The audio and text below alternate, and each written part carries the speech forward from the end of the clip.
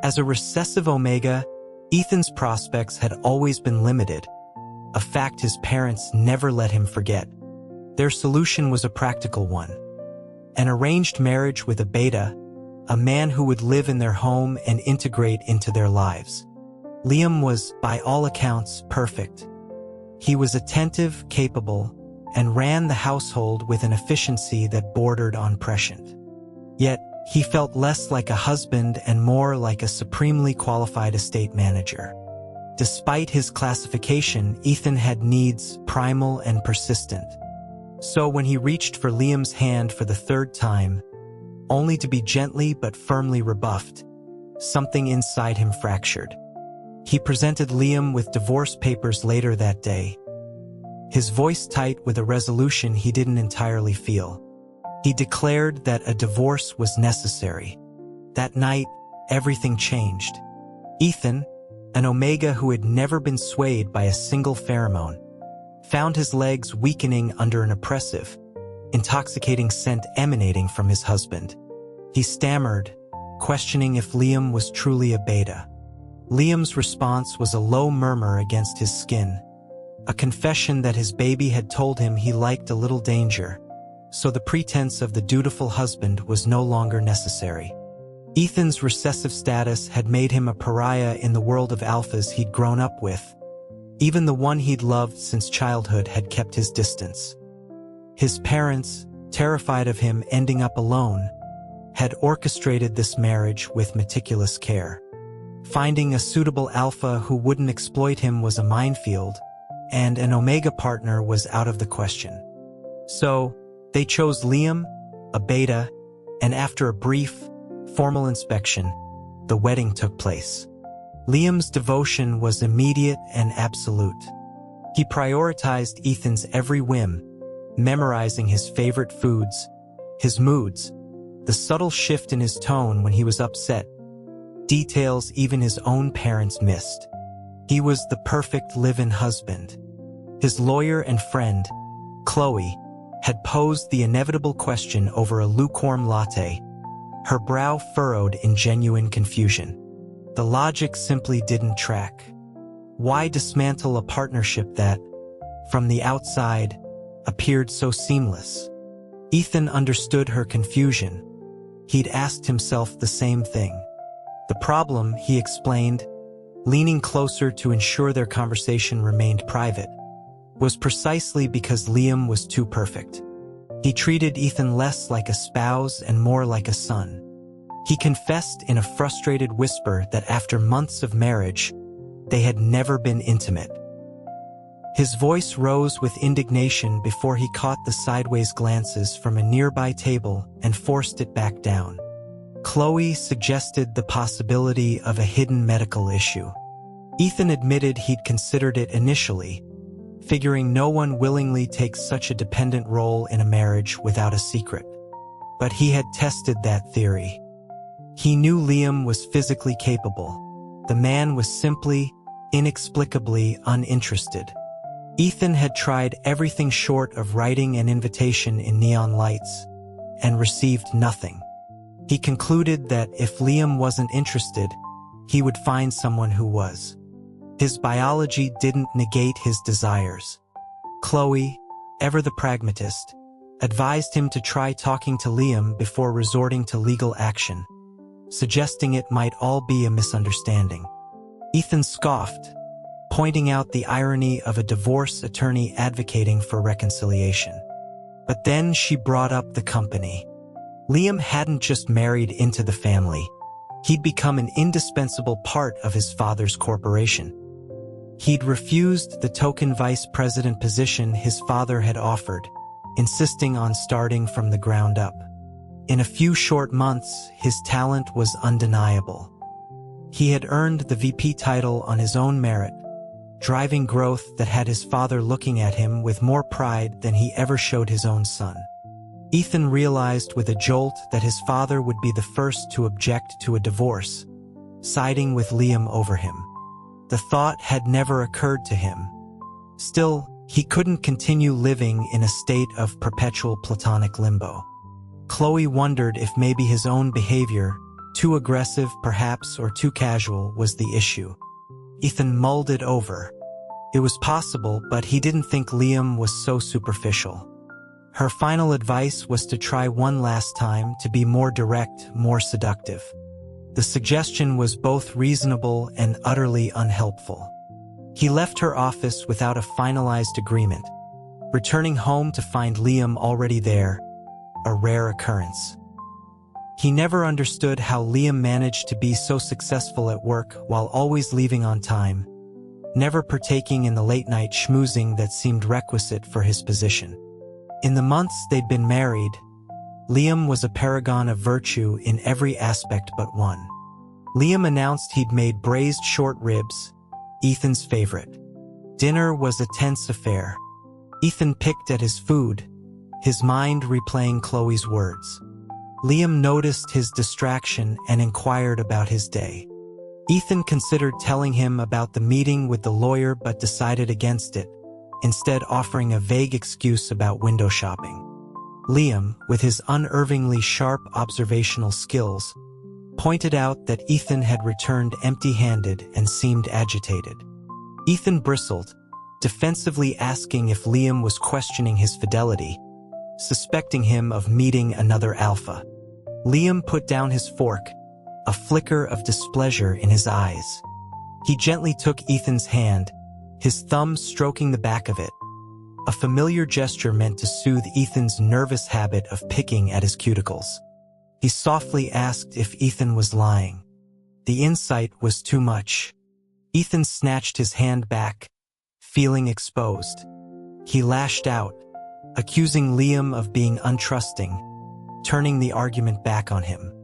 He pointed out the absurdity of Liam suspecting a recessive omega of cheating. But as always, Liam defused the situation before it could escalate. He apologized immediately, taking all the blame, and placed another piece of meat on Ethan's plate.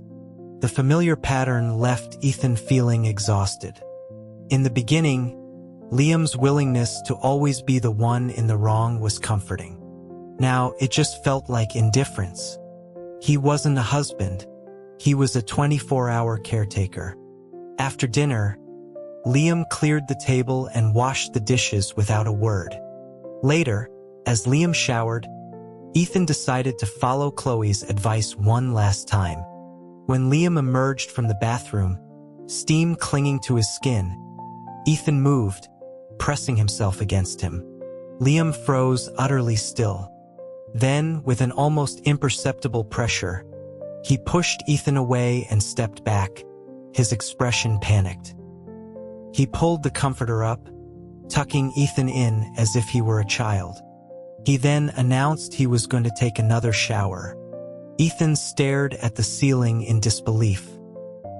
He muttered to the empty room that he would divorce him sooner or later. He didn't know how long Liam stayed in that cold shower, but he was asleep long before he returned. The next day, he could hear Liam sneezing. It served him right. He drove himself to work, stewing over the rejection. He confided in a colleague who offered a stark, two-pronged theory. Either Liam was incapable, which Ethan had ruled out, or he simply didn't love him. The colleague explained that the caretaking was instinctual, something he could do for anyone. True intimacy, however, was reserved for the one he loved. The words landed like stones in his stomach. It meant Liam's restraint was specific to him. The colleague's advice was blunt. Divorce him. Don't waste a lifetime on someone who wouldn't even pretend to desire you in bed. The logic was brutal but undeniable. He understood. That afternoon, a text from Liam arrived, asking what he wanted for dinner. The sheer normalcy of it was infuriating. How could he be so kind and yet so distant? Ethan replied with his request, unable to resist the lure of a perfectly cooked meal. The thought of losing his personal chef was a genuine, if shallow, pang of regret. That evening, he was walking barefoot from the bedroom when Liam caught him, scooping him up effortlessly and depositing him back on the bed before kneeling to put slippers on his feet. Ethan asked sarcastically if Liam was his personal nanny. Liam, without looking up from adjusting the slipper, replied that he was his husband. Ethan scoffed, deciding not to argue. He challenged him to do what a husband should do. Liam looked up, genuinely confused, asking if that wasn't what he was already doing. It was hopeless. The divorce was a certainty. Perhaps sensing his resolve, Liam had become slightly more forward recently, but it was just enough to be frustrating. The breaking point came when Ethan went out drinking with friends, forgetting to tell him. He returned late to find Liam sitting at the dining table, the untouched meal cold in front of him. His phone showed a dozen missed calls. Before Ethan could properly apologize, Liam was on his feet, his calm demeanor gone. He asked who he had been with. Ethan, dizzy from the alcohol, was in no mood for an interrogation. He tried to brush past him, but Liam grabbed his arm, pulling him into a desperate, frantic kiss. It was the first sign of genuine passion Ethan had ever felt from him, and a small part of him thrilled at it. He thought that maybe this was the stimulus Liam needed. He pushed him towards the bedroom, hope surging, only for Liam to suddenly stop. Fearing another retreat, Ethan wrapped his arms around Liam's neck, clinging to him. He asked him point-blank if he was impotent, assuring him they could see a doctor. The silence that followed was heavy. Then Ethan said the word, divorce. The word hung between them, instantly chilling the air. Liam's eyes, usually so soft, hardened with a cruel disbelief. He asked if that was what Ethan really wanted. Ethan, feeling cornered, said it was for the best since Liam clearly didn't like him. The change in Liam was terrifying. He pushed him against the wall, his kiss now punishing, bruising. Just as the intensity reached a fever pitch, Liam's phone rang. Liam ignored it, but the caller ID lit up the screen. Ethan, irritated, told him to just answer it. Liam pulled away, his breathing ragged. He took the call, and Ethan watched as the last ember of hope died. Liam apologized, claiming there was an emergency at the company he had to handle immediately. As he dressed, Ethan lay wrapped in the quilt, feeling utterly defeated. He issued an ultimatum. If he walked out that door, they would get a divorce the next day. Liam paused but did not stop. Ethan's final threat, that he shouldn't even think of coming back, was met by the soft click of the front door closing. The next morning, fury propelled him. He drove to the company, determined to confront him. He saw Liam's car in the executive parking lot, but a deep sense of unease made him wait. He waited for hours. Finally, he went inside and asked the receptionist. The woman informed him that Mr. Hayes hadn't come in yet. When Ethan pointed to the car outside, she explained that it had been there for days. Mr. Hayes hadn't been driving it recently. The lie was a physical blow. He returned to the empty, silent house. There were no texts, no calls. He laughed, a hollow, bitter sound. He sent Liam one last text, a final chance, asking if he was still at the company, if the matter was difficult. Then he called a moving company. The process was swift. He hadn't accumulated much in their shared life. Staring at the empty rooms, he felt a profound sense of relief. So you just moved out? Does he even know? Chloe asked later, gesturing to the vibrating phone on the table at the bar where they met. Ethan flipped it over. Out of sight, out of mind.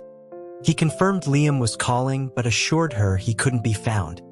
The apartment was a small place he'd bought years ago, a secret even from his father. Chloe was impressed. She admitted that Liam was not the man they thought he was. Ethan swirled the amber liquid in his glass, reflecting that you can know a person's face, but not their heart. This marriage, a union in name only, was unsustainable. Chloe cautioned him that dividing their assets would be complicated, but Ethan waved it off. Liam was making money for his father's company. In the future, he'd just be making money for Ethan and his next, more carefully chosen husband. He jokingly asked Chloe if she had any good candidates to recommend, patting the shoulder of the person next to him. The muscle was hard, unyielding. He squeezed again, confused. Omegas weren't usually this built. He asked when his friend had started working out. He turned his head, and his smile froze. It wasn't Chloe. It was Liam. His husband's usually gentle face was a dark mask of fury. He tried to retract his hand, but Liam's fingers closed around his wrist like a vice. Liam leaned in, his voice dangerously low, asking if Ethan wanted to know his secret. Ethan, terrified, tried to pull away. Liam's grip tightened. Ethan pleaded with him to let go. Liam told him to come home. Ethan struggled, refusing, his mind racing, trying to figure out who had betrayed his location. Liam warned him to be still unless he wanted a scene. Ethan didn't care about the embarrassment anymore. He spat that if Liam didn't like him, marrying him and refusing to touch him was no different from making him a widow. He demanded a divorce, for both their sakes, so Liam could be with his secret lover. The commotion drew attention. When someone from the bar staff intervened, Liam produced their marriage certificate from his wallet. Ethan was stunned.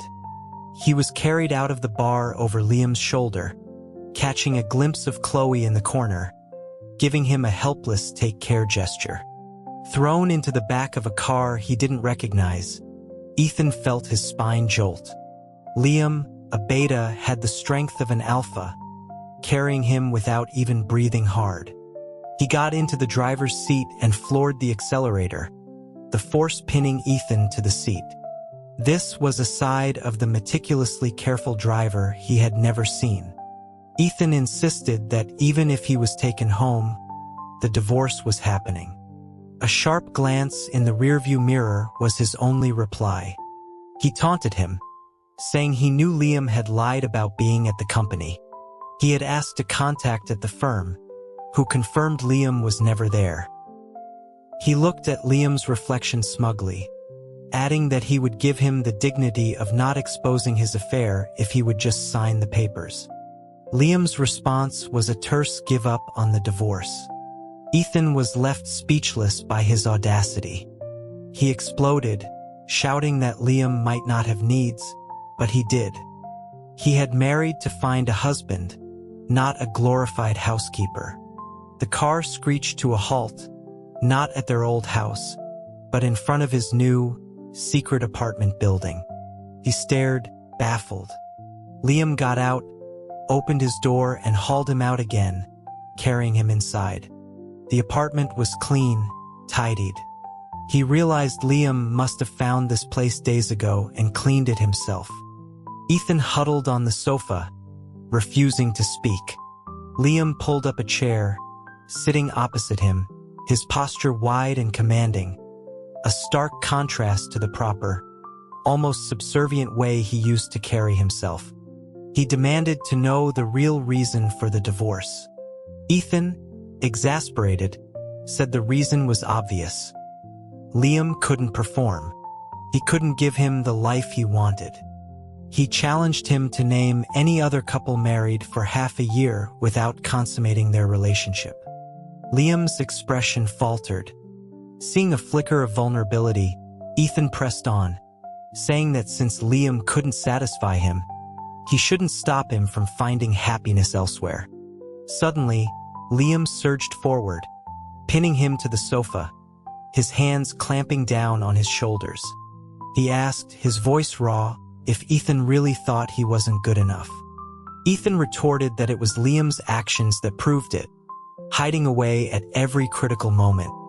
The next second, Liam's mouth was on his, and his hand was at the back of his neck, tearing away his sense-suppressing patch. The effect was instantaneous and overwhelming.